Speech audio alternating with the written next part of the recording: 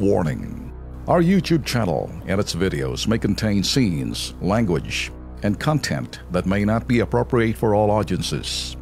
These videos include surveillance footage, undercover pursuit of suspects, actual police and rescue operations, and fearless confrontations. If you do not approve of the content, please do not watch our videos. If you wish to continue, we strongly advise that you proceed with caution. Viewers' discretion is advised.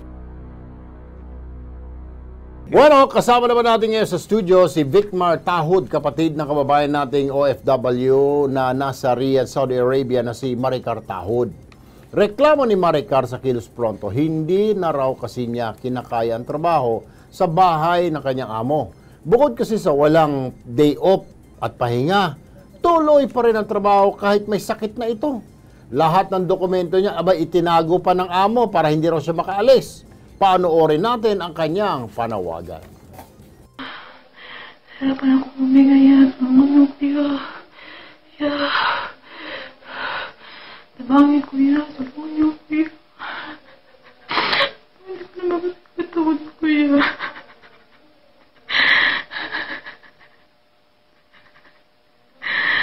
Tulungan niyo ako. Hindi ako umiga. Hindi ko na makapatawad ako.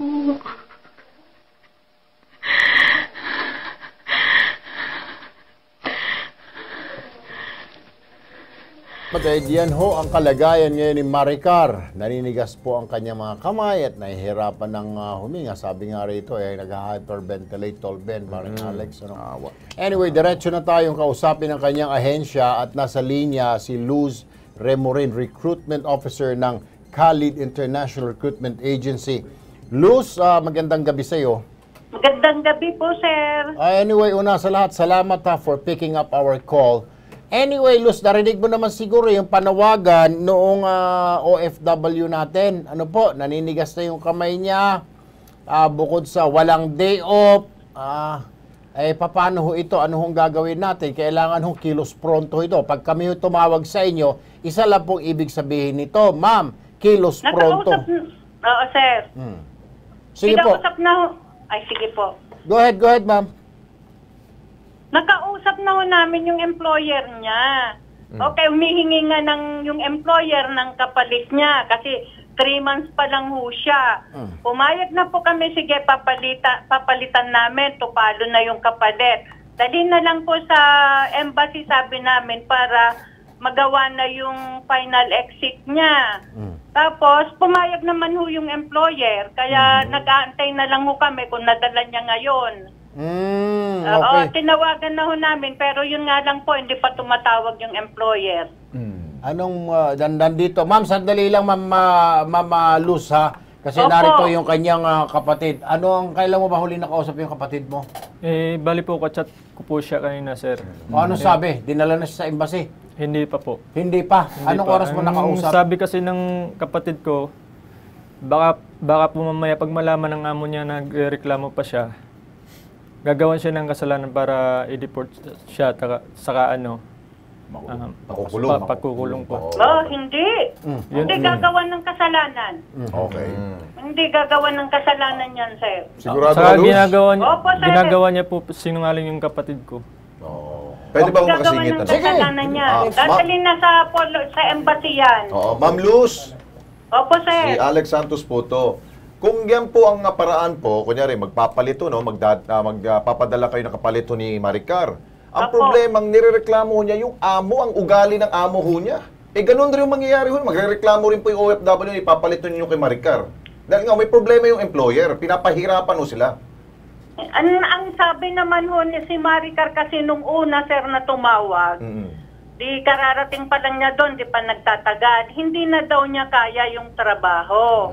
Kaya ano yung hindi mo, yun lang no naman. Tapos pangalawa, may allergy daw yung kamay. Nagsabi naman kami sa employer, dalhin sa doktor. Dinala din ho naman sa doktor.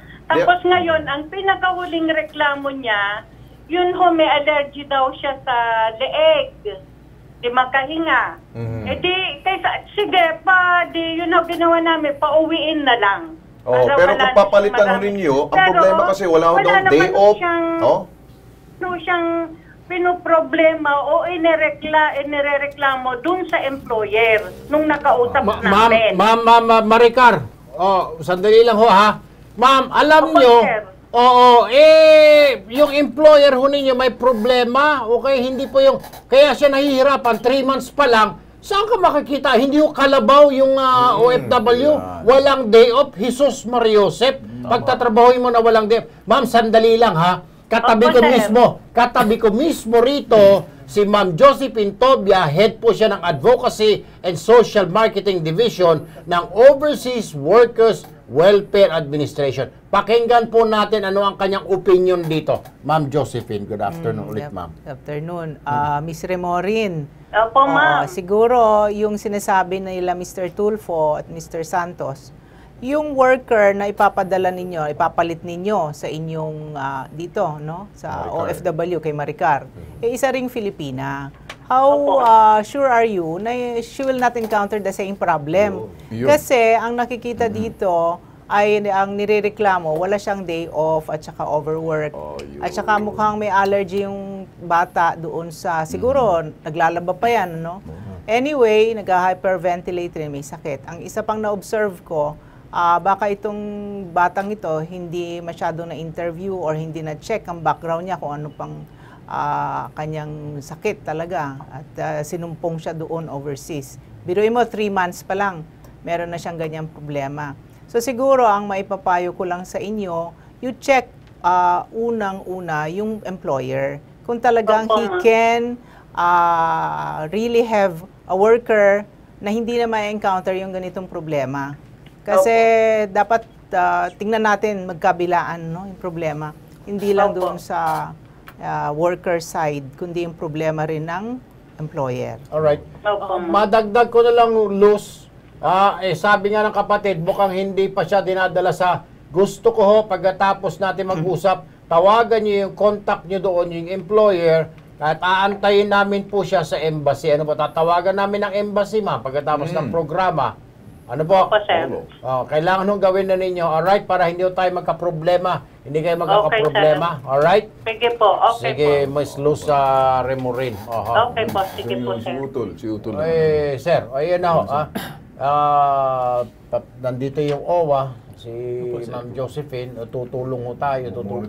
Tulong-tulong na ito, yung gobyerno, yung programa namin, para makauwi yung iyong kapatid. Ano po? Alam namin na delikado yun.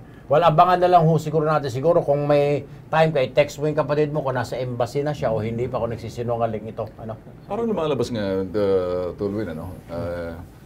May pre-existing condition to na lumabas na lang, manifest nung nandoon na. Tama. Yun ang naging problema. Kulang Hindi sa man lalabas. interview, medical background interview. Okay. Alam nyo, pag mga ganyang klaseng sitwasyon kasi, mauwi lang tayo, no? Pag-usapan natin mamaya. In the meantime, kayo magpapasalamat po sa inyo, Ma'am Josephine. Thank you, Ma'am Josephine. Anytime. Laki ng utang namin sa inyo. Ay, ililista ko nilang, Tolben. Lista ko sa tubig. Maraming salamat, Ma'am Baka tubig galing doon kanina ng mga bata. Huwag ganun, ha? You're welcome. Okay.